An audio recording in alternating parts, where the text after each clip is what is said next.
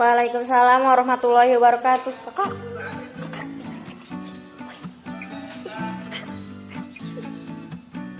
Bagaimana kabarnya ibu-ibu? Baik ya. Nah, kita sekarang ada di sesi 3. Sebelumnya saya mau bertanya dulu kepada ibu-ibu. Sesi ke-1 sama kedua yang telah kita pelajari apa? Tolong sebutkan Bu Neng. Yang pertama, menjadi orang tua yang lebih baik. Ya. Yang kedua, memahami perilaku anak. Iya, betul sekali. Tepuk tangan buat Bu Neng. Ya, betul ya. Yang pertama adalah menjadi orang tua yang lebih baik lagi, dan yang kedua adalah memahami perilaku anak. Terima kasih Bu Neng. Nah, sekarang tolong lihat di buku pintar mengasuh anak halaman 3, 4 dan 5. Di sini ada gambar. Nih, lihat bukunya ya.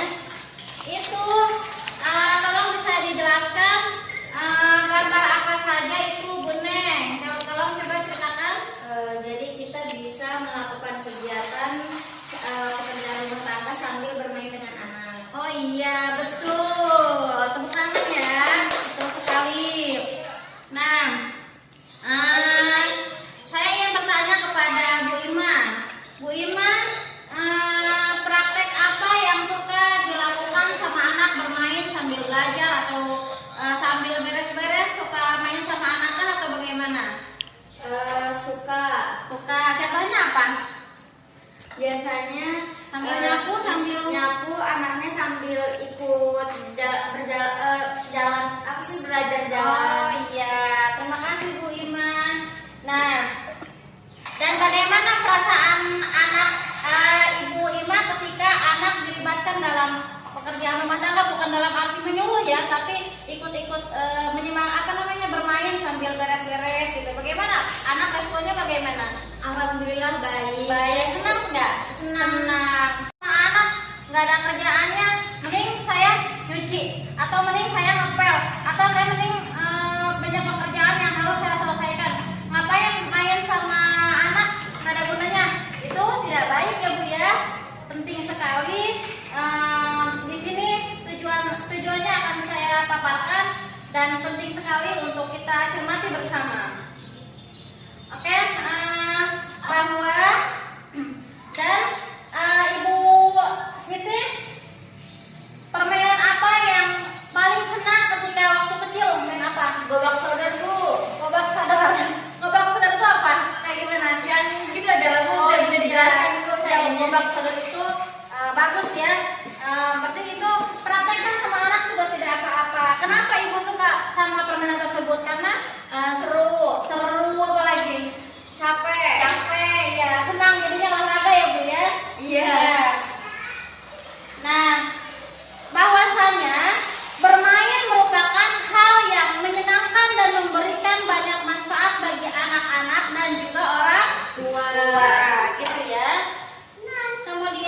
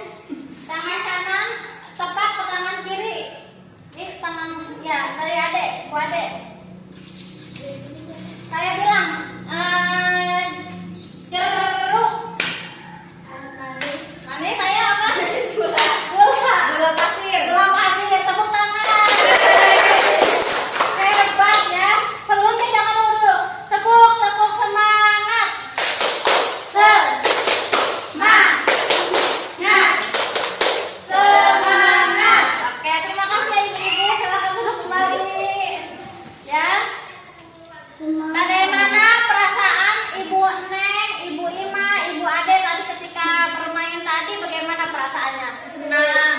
Senang nggak? Iya. Enggak. Harus senang dong. Bahagia nggak? Bahagia ya, senang. Dan apa sih manfaat yang bisa diambil dari permainan tadi? Coba angkat tangan Ibu, siapa yang tahu? Ayo. Jangan malu-malu Bu. Udah Ngasah otak. Ngasah otak. Ngasah otak. Apa lagi? Cepat tanggap. Ya betul, cepat tanggap. Kemudian juga menentukan kata-kata baru ya Bu ya. Dan seru ya Bu ya. Pelajaran yang bisa tadi kita ambil adalah banyak sekali ya Bu ya. Kemudian manfaat dari permainan tadi adalah melatih konsentrasi dan menambah perbendaharaan kata baru. Permainan tersebut juga dapat dilakukan orang tua bersama anak di rumah, ya. Tanpa disadari orang tua terkadang lupa meluangkan waktu atau tidak mau bermain bersama anak karena menganggap bermain hanya membuang-buang waktu dan tidak bermanfaat. Itu tidak baik ya Bu ya. Jadi kesimpulannya adalah lebih kita harus sering mengajak anak bermain. Dalam arti bermain itu bermain yang bermanfaat ya Bu ya. Bisa sambil menyuci anaknya selalu main-main apa di air gitu ya Bu ya. Itu tidak apa-apa. Jangan dikit-dikit bentak, jangan dikit-dikit kamu mah jangan. Jadi itu anak harus kita hargai. Kemudian yang ketiga di sini saya akan menayangkan film 3A. Ada filmnya nggak Bu? Sini mau nonton film Bu, sini film.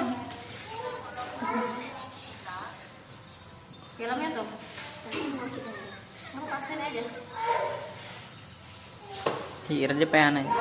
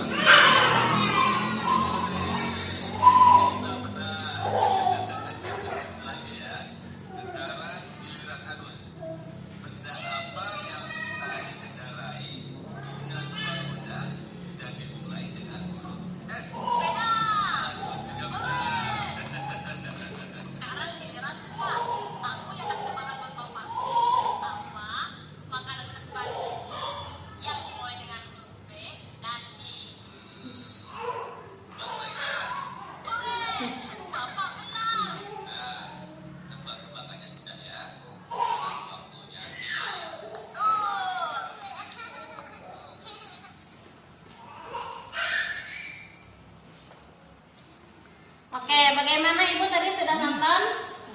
Ya. Jadi itu kesimpulannya adalah yang tadi itu namanya Bu Lili. Bu Lili itu memanfaatkan waktu saat ia mencuci pakaian untuk bermain bersama Ita itu anaknya. Jadi memanfaatkan momen-momen sambil nyuci ya sambil bermain, anak itu diajak dilibatkanlah dalam pekerjaan rumah tangga, bukan dalam arti ayo nyebantuin kasih balita ya masih belum, tapi disuruh main-main balon besar atau bagaimana lah, hal-hal yang bisa membuat anak itu bahagia gitu ya Bu. Kemudian yang tadi tontonan yang tadi itu Pak Rusli juga mengajak anaknya Ita dan Agus untuk bermain tebak-tebakan saat ia menemani mereka menyikat gigi sebelum Ita dan Agus tidur. Jadi diajak dengan gaya-gaya yang sangat bisa menyenangkan anak gitu ya. Bisa dipahami ya Bu ya? Bisa. Coba sebelumnya tepuknya nyamuk. Ngeong ngeong. Ngeong ngeong. Jangan berisik.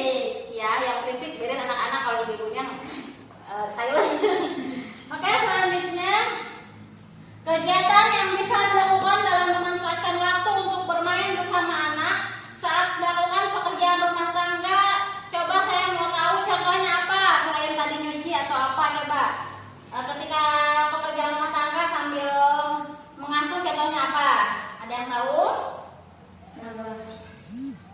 sambil apa gitu? Sambil kerja. Iya, bisa contohnya bermain sambil berhitung gitu ya, Wihai gitu ya. Bisa gitu seperti itu. Terima kasih kepada Wihai di atas jawabannya, sangat tepat sekali. Tepuk tangan. Nah, bermain bersama anak dapat menjadi salah satu cara untuk mengurangi perilaku buruk anak. Ya Bu ya, berarti bermain itu bermain bersama anak itu adalah penting sekali ya Bu ya. Untuk apa? Untuk mengurangi perilaku buruk anak. Kemudian ketika orang tua mengikuti cara anak bermain dan bersikap layaknya seorang anak yang sedang bermain, maka akan menumbuhkan rasa percaya anak kepada orang tuanya. Ya, seperti itu. Kemudian dengan adanya rasa percaya antara anak dan orang tua, hal ini akan mempermudah saat akan membuat kesepakatan atau peraturan bersama seperti yang telah dipelajari pada sesi sebelumnya. Ya, semangat ya Bu. Kemudian bermain bersama anak juga menguatkan hubungan emosional anak dan orang tuanya. Kemudian langkah 6-nya adalah pokoknya Bu, banyak sekali permainan yang dapat dilakukan bersama anak-anak. Jenis permainannya banyak ya Bu ya, beda-beda dan beda dengan usia anak juga. Contohnya usia baru balita masih 1 tahun, ya masa sambil dikasih selawatan atau dinyanyiin, kan anak suka nyanyi, itu bagus untuk perkembangan anak. Kemudian juga bahwasanya orang tua dapat menyediakan bahan mainan yang aman dan tepat sesuai usia anak. Contohnya apa? Contohnya nggak usah beli aja, bikin dari kertas itu ya, kapal-kapalan kan gampang, atau perahu-perahuan gitu kan, itu juga mainan yang sangat efektif buat anak. Tak usah beli, harga murah meriah ya Bu. Kemudian anak bahagia ya, pokoknya semoga dengan seperti itu pasti hubungan anak dengan orang tua semakin erat, semakin ada feelingnya gitu. Kemudian kemudian kayaknya udah mulai ngantuk ya sekarang. Coba tepuk semangat dulu, tepuk semangat. Semangat.